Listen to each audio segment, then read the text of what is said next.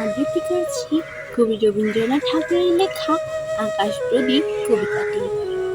গধূলিতে নামলো আঁধার, ফুরিয়ে গেল বেলা, ঘরের মাঝে সাঙ্গ হলো চেনা মুখের মেলা। দূরে তাকায় লক্ষ্যহারা নয়ন ছলো ছলো, এবার তবে ঘরের প্রদীপ বাইরে নিয়ে চলো। মিলন রাতে সাক্ষী ছিল যারা, আলোচনায় আকাশে সেই তারা, পাণ্ডু আদার শেষ রাতের তারা, যে তাকাতো শিশির জল শূন্যতার উদ্দেশ্যে, সে তারকায় তেমনি চেয়ে আছে অস্তলেকের প্রান্তধারের কাছে। অকারণে তাই প্রদীপে জ্বালাই আকাশ প্রাণী, যেখান হতে স্বপ্ন নামে প্রাণী, যেখান হতে স্বপ্ন নামে প্রাণী, যেখান হতে স্বপ্ন নামে প্রাণী। ধন্যবাদ।